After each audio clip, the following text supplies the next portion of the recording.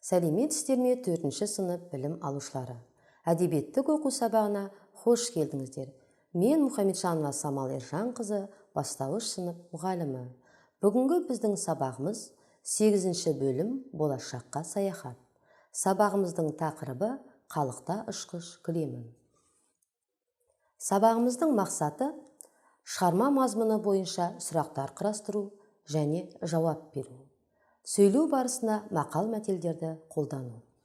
Сабақ барысы бойынша ой қозғау әдісі, ақынмен таныс, оқылым, сөздік жұмыс, мәлімет айдары, кім жылдам әдісі, ақындық минут, микрофон әдісі, 5-5-1 әдісі, рефлексия жасаймыз. Балалар, ой қозғау әдісі арқылы өткенге шолу жасайық. Женя Витяның өмірін қалай өзгертті? Ертегідегі кейіпкердің көңіл күйі қалай өзгерді? Не себепті Женя Витяның тәуір болуын қалады?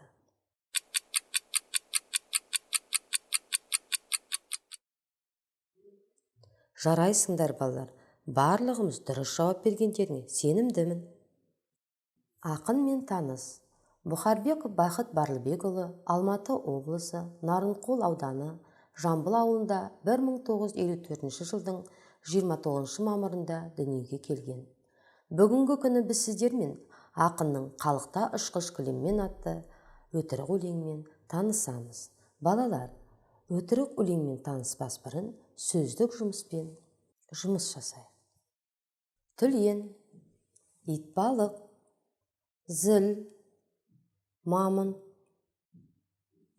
Мәліметтер айдары. Түлен Каспий балығы, сүт қоректі аң, салмағы 65-80 килограмм. Мойны денесімен тұтасып біткен, сондықтан басы айқын бөлектеніп көрінбейді. Тек Каспий теңізінде ғана таралған. Тіршілігінің көбі суда өтеді.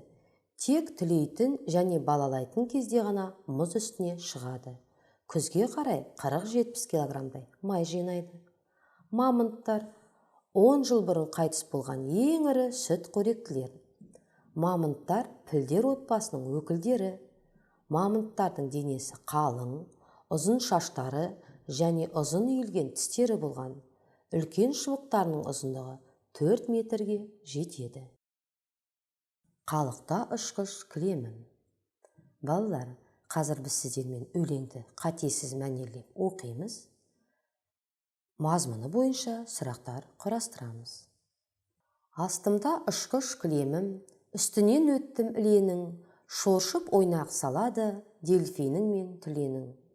Көз сап мендей балаға, арыстан тұр далада, қолтырауын қорылдап, ұйықтап жатыр жағада. Топырағы тоңбайды, жапырағы солмайды, өйткені бұл өңірде қыс атымен болмайды. Керік көлге қарады, кекілін кері тарады. Қоншық, қозы, бөлтірік қол ұстасып барады. Көнеден жеткен кез еді, зіл мен піл түзді кезеді. Мені де ала кетші деп, қол созды қоян көжегі. Қабылап бала тілегін, қалықта ұшқыш кілемім. Сен ұшқан сайын әлемнің көп сырын ұғып білемін. Балалар, өлеңді қатесіз мәнерлеп оқығандарыңа сенемін. Келесі мазмұны бойынша сұрақ құрастырып көрейік.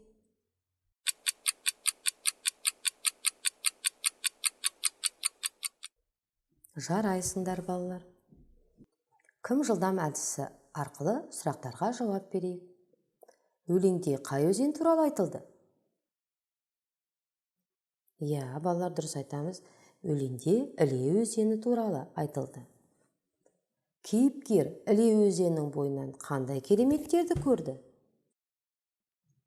Әрине, кейіпкер дельфин, түлен, арыстан, қолтырауын, керік, қонжық, қозы, бөлтірік, зіл, піл, қоянның көжегін көрді. Көп өтіріктің ішінде қайсы шындыққа жақын? Әрине, кейбір өңірлерде мүлдем қыс болмайтыны шындыққа жақын. Адамзаттың ұшқыш кілеммен ұшу туралы арманы қалай орындалды?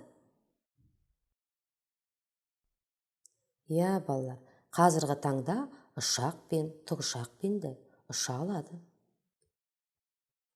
Есіңе түсір Айдары.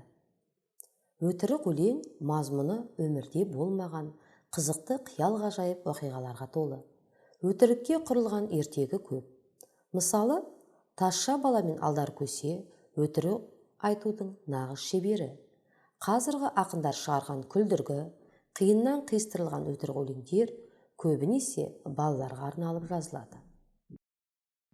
Балалар, өтірік өлеңді тыңдайық. Өзің де бір ауыз өтірік өлең құрастырып көр.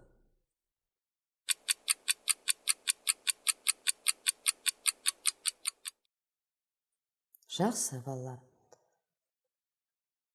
Өтірік өлеңді құрастырғандарыңа сенімдімін. Берілген тұжырымдардың бірін таңда. Мақал-мәтелдерді қолдана отырып, өз ойыңды айт. Бірінші, өтірік айтып қиялдай білу қызық. Өтірікті құрастыру үлкен шеберлік. Өтірік өлеңдер болашақ туралы арман, қиял. Өз ойын білдіруге мақал-мәтелдерді қолданамыз.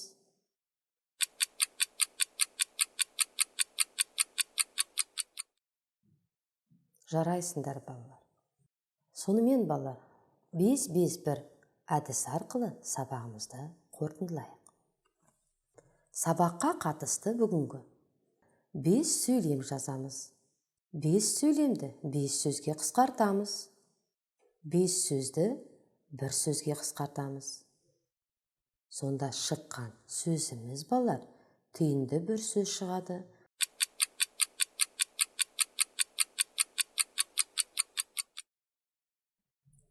Жарайсыңдар, балалар. Адамның өтірік өлеңнің бәрі адамның арманынан туған. Үйге өтірік өлеңдегі адамның арманы тақырыбына қысқаша ойыңды жазасың. Балалар, сабағымызда соңына жетіп қалды. Олай болса, рефлексия жасайық. Мені не таң қалдырды? Енді мен не жаза аламын? Маған не қызық болды? Осыған жауап берейік. Сонымен, балалар, бүгінгі біздің сабағымыз аяқталды. Көрішкенше сау саламат болыңыздар.